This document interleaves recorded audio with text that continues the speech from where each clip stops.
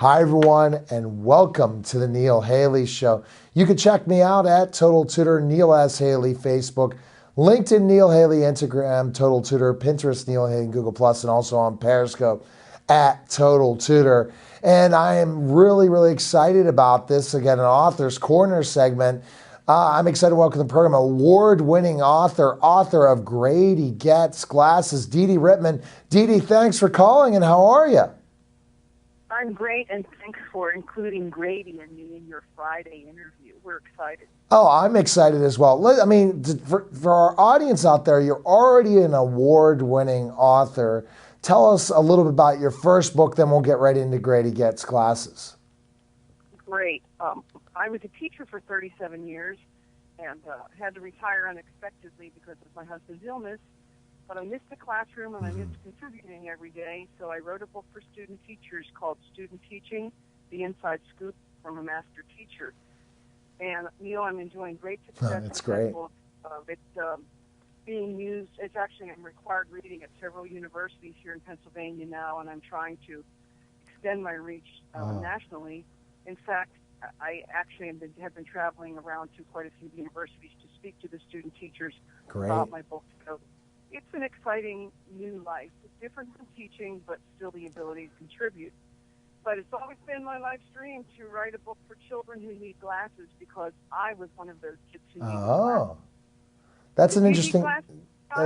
That's an interesting part of the story, Dee Dee, that you needed glasses. Okay, so you're going back in time. I really am, and Neil, my brothers made fun of me, and so did the other kids, because I had very, very bad vision. When I got my first glasses at, I think, age 6, I can remember walking out of the doctor's office with my mother, holding her hand, and saying, "Stop walking." I said, "Why?" And I said, "You mean that regular people can see bricks on buildings and leaves on trees?" And my poor mother did not know my vision was so terrible, and she started to cry. Oh, my. I could even picture the coat she had on. It was a fall day. So that's a long time ago. But I remember how I felt, and Neil, to be honest, my parents had to do without, and so did my brothers, because my glasses had to be replaced all the time. My vision kept getting worse. So part of what I would like to do with Grady Gets Glasses is to make a lot of money. So I Grady Gets Glasses Foundation. Oh, that's great. Can't afford glasses. So that's always great to have those ideas in mind. And again, the children's book is fantastic, and you've gotten a lot of good response so far. And we haven't even launched it nationally. It's just had a local push, and now doing this national interview and coming up to the Easter season. What a perfect time to launch the book on Amazon and all over the world. Let's kind of go into the idea you said about yourself and how you were a little nervous about getting glasses, but why the bunny? How did that kind of develop, and the whole concept? Well, I really love rabbits. Okay. And I called my students my bunnies. For all the years I was a teacher, it was just a term of endearment.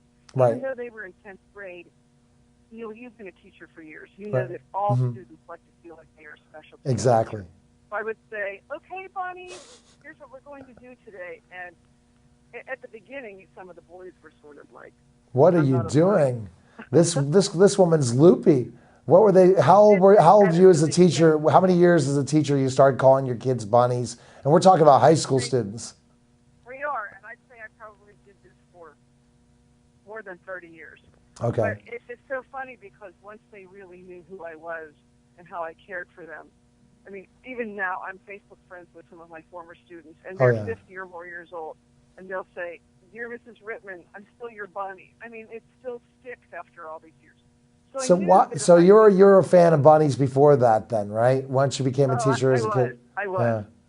I was always a fan of bunnies, and when I turned 40 or 42, 2 of my English classes actually bought me a rabbit for my birthday. Oh, that's so cute. So you were allowed to keep a rabbit in a high school classroom, not in a science lab, like you're an elementary school teacher. That's so cute. No, I was not. We named her Binky Rittman, and she lived at our house, but I did take her to school on occasion. Oh, your principal's like, no way you're keeping this, right? at the school? No, I didn't even ask. I just knew I wanted her to be a home bunny. And Pinky Rittman was very bright as a rabbit, and she was completely trainable. So she was litter box trained. I never even owned a cage for her. Because remember, when you teach 10th grade, you can tame anything. And she was just such a great pet. And she greeted us at the door when we came home, and she ate when we ate, and she even slept in bed, which was really a funny thing to have a bunny in the bed. But, you know, I started out with Grady Gets Glasses thinking that Grady might be a bear. But my illustrator, whose name is Lauren Gibbons Wood, and is a North Allegheny graduate, a graduate of Carnegie Mellon, and I've known Lauren since the day she was born. Her parents were my colleagues. So she said, Dee Dee, when we talked about working together, she said, I know you started out thinking this is a bear, but don't you really want to have a rabbit? And I said, yes, I do, but I wasn't sure how you'd feel about drawing a rabbit. But her illustrations, and Neil, you have seen them. Yes, they're amazing. I'm checking out the website right now, again, GradyGetsGlasses.com, and it's such an unbelievable picture of the book, and the illustration is tremendous. And it's just, when I see that logo, I just say, hey, that's something special. And people have to understand that, because there's not a lot of books, children's books, about kids getting glasses at all. And the great illustrations. You're right. And I have been reading locally a lot to preschools and elementary schools and all kinds of venues, YMCAs, and of course next week is Read Across America. I have quite a few appointments to go into schools. But everyone loves the rabbit and the rhymes. And I neglected to say that the book is written in verse, which, you know, you have 5 children. Kids love rhymes. So there's something that they feel like they can almost do a sing-song, and Grady's so friendly. And I wanted to incorporate actual learning into the book. That's great. Of course, first and foremost, I'm a teacher. So Grady actually explains nearsighted and farsighted in a really simple way to understand for kids. He explains the care of and wearing of glasses, because I don't think any of your kids wear glasses, but sometimes kids don't want to wear them. No. So he talks about how much his glasses help him in his daily life. Oh. Even from feeding his fish to salting the carrot that he's cooking. Oh, it's very, very cute. So, it definitely seems like something that is really, really cool and teachable. And I think when you and I have been through this journey again together of you finding a publisher and finally getting the book published and out there, that going to these classrooms when you are not an elementary school teacher and seeing these kids' eyes light up is just fabulous in just some of the schools you've already visited, it sounds like. It is fabulous, and I never knew that I would ever be teaching a kindergarten class. I taught one on Wednesday, and it's a whole different ballgame. But yet, kids are kids no matter whether they are in kindergarten or 10th grade. So that's a basic, and I think that as a reader, and that I also taught theater besides teaching English, I am, I exaggerate my facial expressions and my movements, and I use a lot of vocalization techniques, and kids like that. They like to be entertained when they're being read to.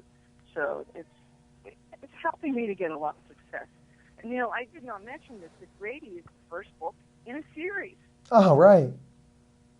So in the second book, Grady Gets Glasses, the prequel, Why Grady Got Glasses, he's going to talk about the things that made him realize that something was wrong.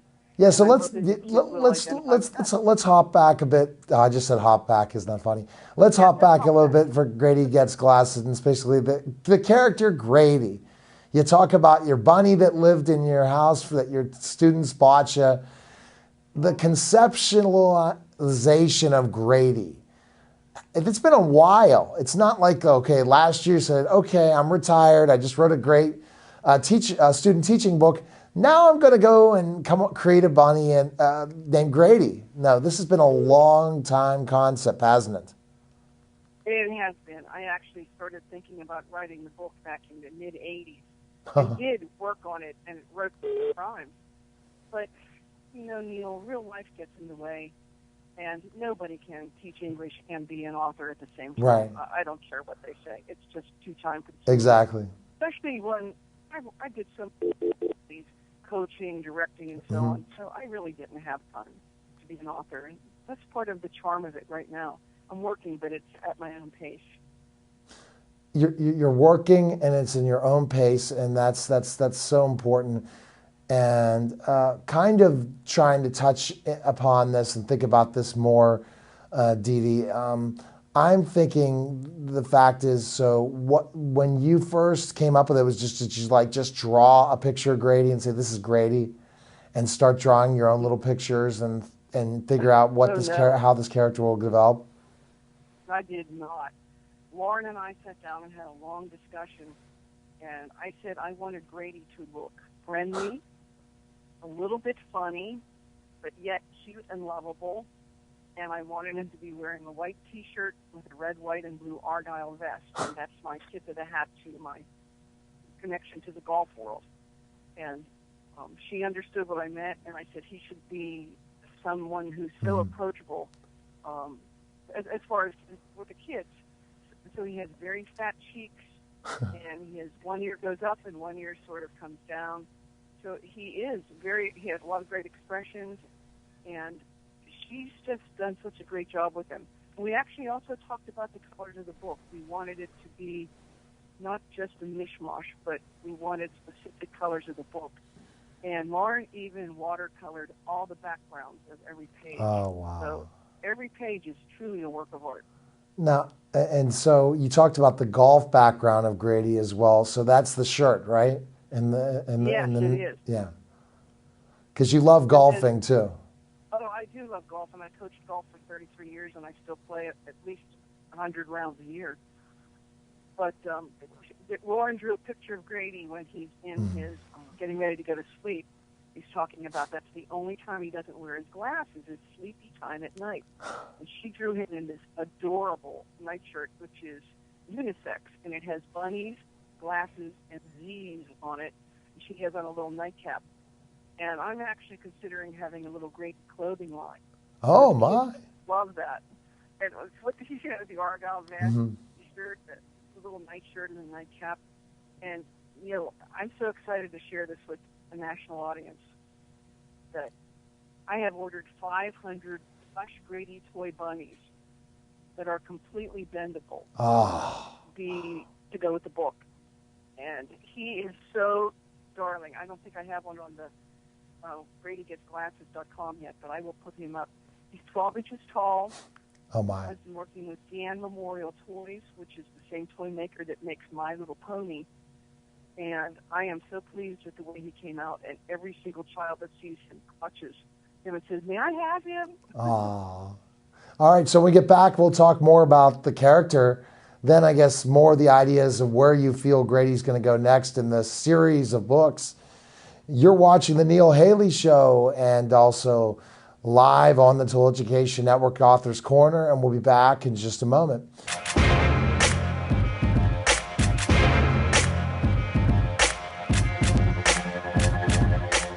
Visit the Oliver Miller Homestead, an 18th century reenactment site located just off the Circle on Corrigan Drive in South Park. Self-guided tours are available each Sunday from May 1st until December 8th from 1:30 until 4:30 p.m.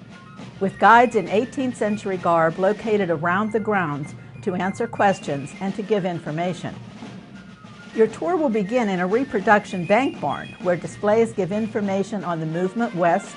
You will also see the Miller Still and learn about the production of whiskey and the importance of it and of the Whiskey Rebellion to this area. Follow the Miller Trail up the path and visit the transportation shed, demonstration shed, forge, a reproduction log house, the original spring house, gardens, and finally end at the stone house. Each month, the guides host at least one special event. The homestead is also a great place for tours, tailored to the needs of school-age children, scout groups, or adults. Visit our website at www.olivermillerhomestead.org for a schedule for the year and much more information on the history of the Miller family, our organization, and pricing information.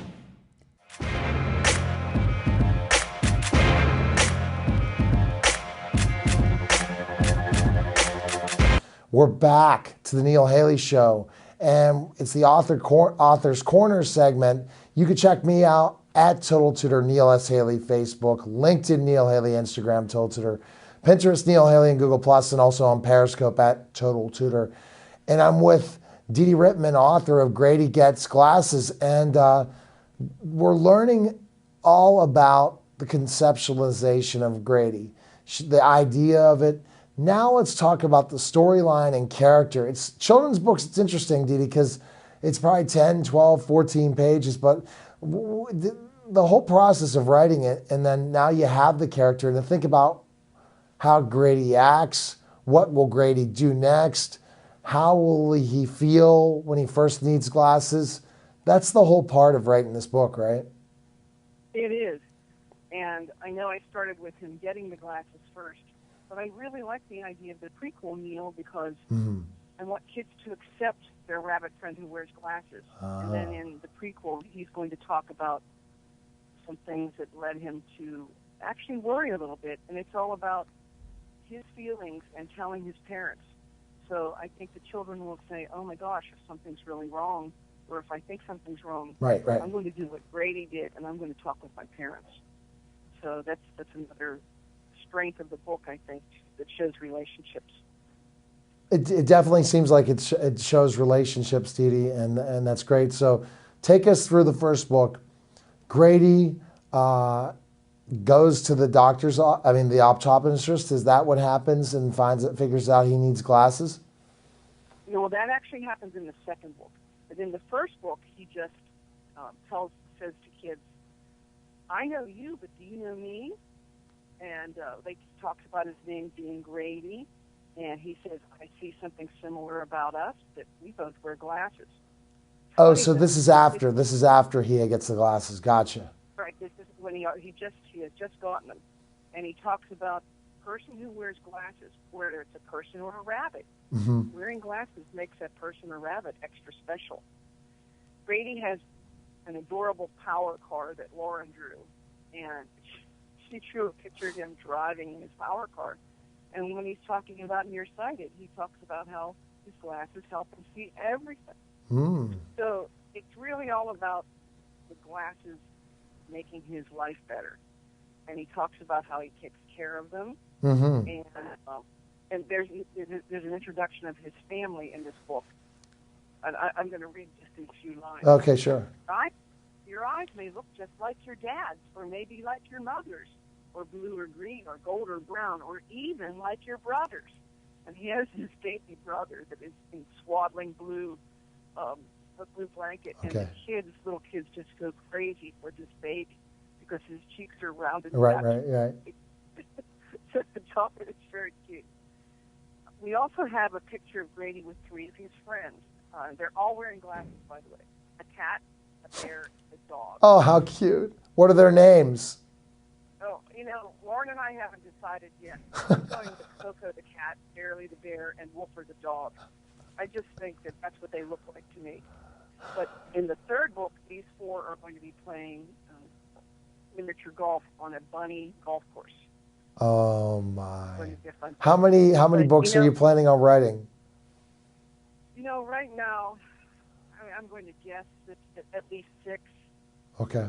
But my ultimate plan, though, is that if these characters take off, I'm going to have them also made into plush animal toys, and maybe they can develop some of their own books. Neil, that's the beauty of having these creative ideas. Yes. I'm just not sure where I'm going. You and I have talked about this in the past. Yes. And doors keep opening. Definitely do. Walk through them. I'm excited to work. I feel like I'm making a difference for kids, so it's really worthwhile for me. But, Grady, so anyway, back to what your question was, though. He talks about, the whole thing about being special, and I like that a lot. And he talks about how much glasses help him to see. And I have to get this in here. Even when GradyGetsGlasses.com was only up for a few weeks, I actually got orders for the book from India. Oh, wow. And England.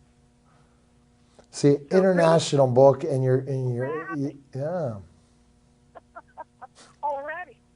Already, before even you're up on Amazon. When are you looking at your Amazon launch? Oh, no, I'm up on Amazon now. You are? Okay. All right, we'll talk about that. And I guess your big season starts now, and you made a visit, so we can talk a little bit about the visits that you've made so far. But one of them was to Animal Friends. So you're in the season of bunnies. March starts at Easter, ends at the end of March. So March 1st is March Madness for you at the bunny, isn't it? And it started with this whole Animal Friends visit, right? Yes, last Sunday was Animal Friends. And how fun. They had all the bunnies in the room with all the kids. Oh, wow. With me.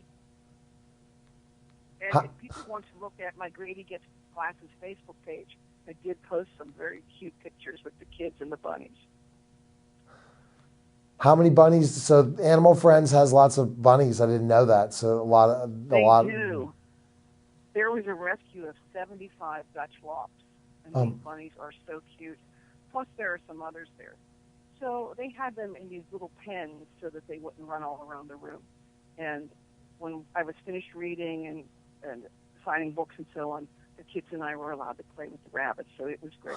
To be honest, it was hard for me to go home without taking them all with me. I don't know if some of your friends that bring dogs over would like to have a bunch of bunnies in your house, right? They wouldn't like that, would you? Huh? I need to have a pet rabbit right now. They do require a lot of time. Well, you're too busy, Dee Dee. You're always going. I mean, you try to get a hold of you, and you're somewhere crazy every day, and something interesting always going on. So your visits with the kids, you talked about kindergarten, but one was a virtual visit for Grady Gets Glasses, and that's something that's changed this, not just visiting physical classrooms, but now online you can visit them through Field Trip Zoom. That's an interesting component of this, right? That now you can travel all over the world with Field Trip Zoom. Mm-hmm. I'm partnering with Field Trip Zoom, and they are at www.fieldtripzoom.com, and they offer unbelievable virtual field trips, Neil. You can bring museums, zoos, art galleries right into your classroom, and their fees are very nominal. So I did my first virtual field trip with a kindergarten class on Wednesday morning, and the kids were so excited. And I like to read the kids with my rabbit ears on. I have these bright yellow ones with marabou, and they got a big laugh out of that.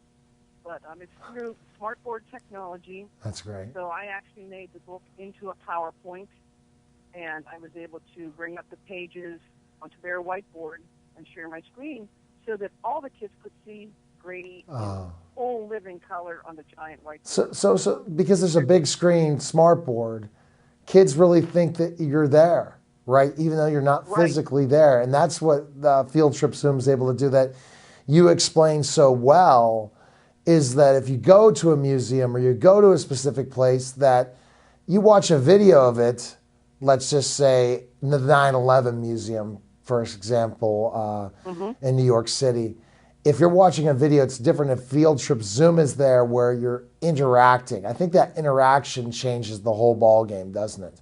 Because that's the fun thing about virtual is it's real. You just can't touch the person, but everything else is available to them. I even made a little introductory PowerPoint for the kids, and I said, I'm in Pittsburgh, Pennsylvania. And then I have a little logo of the Pirates and the Steelers and the Penguins and a bottle of Heinz ketchup because that's something that kids can identify with. Right. And I actually give them this little background about that I needed to wear glasses. And then I show pictures of Binky Rittman. So it's my introductory part to tie it all together so that they know why I wrote the book about a rabbit and what I hope to accomplish. So in essence, setting my objectives for the lesson. And then we do the lesson interactively. Okay. And Neil, I like to tease them a little bit and say, okay, get ready for the next picture. You're going to see Grady's baby brother. And it's their reactions are so funny. Of course, you taught elementary, and I did, so you're accustomed to this, but it just makes me laugh out loud. They're delightful. They are delightful, and specifically during cold and flu season, if you can use Field Trip Zoom, you're not going to, the presenters aren't going to get sick. That's a good thing. Right, isn't that the truth? And Neil, I actually already did another Field Trip Zoom in higher ed. I spoke to the student teachers at Mansfield State University a few weeks ago, and it's great to be able to share experiences with kids young and older, even the student teachers, because I have something that I want to offer, and they really like it. Yes. So doing that virtually is just like being there. So you're right.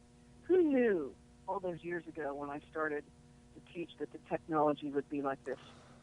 It's definitely, and it needs to be utilized more and more. And I think that just to put your sport board up and maybe throw a video on or not utilize it, bringing this field trip to the mix. And I think selling the fact that, getting an author coming, that's great and everything, but having the ability to do everything and then utilize technology as well in this process. And teachers have lesson plans for Grady Gets classes as well that they could teach their kids and use based on the standards and all those different things. Fantastic. Dee Dee, best place we can find information on you, learn more about your books and who you are. Where can we go? I have two websites, DeeDeeRittman.com for my student teaching book and GradyGetsClasses.com for Grady Gets Classes. And I also do an inspirational blog every Monday, bunnyteacher.blogspot.com. It's also on DeeDeeRittman.com.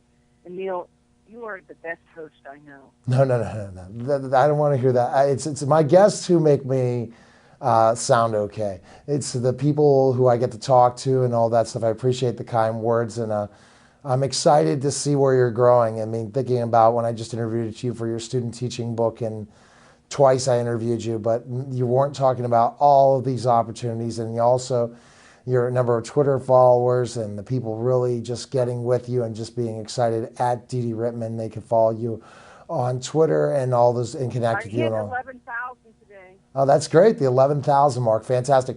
All right, Dee Dee, so take care and we'll talk soon, okay? All right, see you. You're welcome. All right, bye. You too. All right, that was the Neil Haley Show. Take care, guys, and we'll next week with another great show. Take care, everyone.